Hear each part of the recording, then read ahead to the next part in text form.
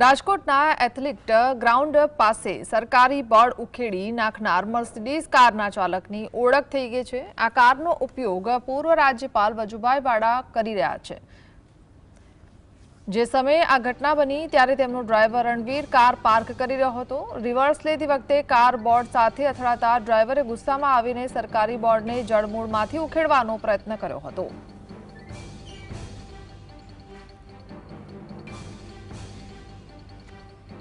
તો રાજકોટના athletics ground પાસે એક સાઇન બોર્ડ આવેલું છે। આ સરકારી સાઇન બોર્ડ ઉખાડવાનો પ્રયત્ન કરવામાં આવ્યો છે, જેની ઓળખ થઈ ગઈ છે કે આ સરકારી સાઇન બોર્ડ કોને ઉખાડવાનો પ્રયત્ન કર્યો છે।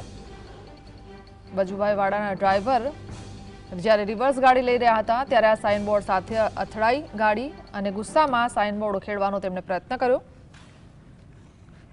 સંવાદદાતા લકીરાજ જોડાય છે। લકીરાજ, આ ઘટનાને લઈને શું જાણકારી? જે આપને જણાવ્યું કે રાજકોટમાં એક વિડીયો છે તે સોશિયલ મીડિયામાં વાયરલ થયો છે, જેમાં મર્સિડીઝ કાર ચાલક છે તે પોતે મહાનગરપાલિકાનું બોર્ડ છે તે ઉખેડવાનો પ્રયત્ન કરતો હોય તે પ્રકારનો વિડીયો છે તે સોશિયલ મીડિયામાં વાયરલ થયો છે। આ સમગ્ર મામલે હવે જે મોટો ખુલાસો થયો છે, આ મર્સિડીઝ કાર અન્ય કોઈ નહીં પરંતુ જે પૂર્વ રાજ્યપાલ વજુભાઈ વાળા ઉપયોગ કરી રહ્યા હોવાનું સામે આવ્યું છે। વજુભાઈ વાળાના જે ડ્રાઈવર હતા રણવીર, જ્યારે કાર પાર્ક કરતો હતો તે દરમિયાન આ કાર બોર્ડ સાથે અથડાઈ હતી ને જેને લઈને ગુસ્સે થઈ જતા ડ્રાઈવરે આ બોર્ડ ઉખેડવાનો જે પ્રયત્ન છે તે કર્યો હતો।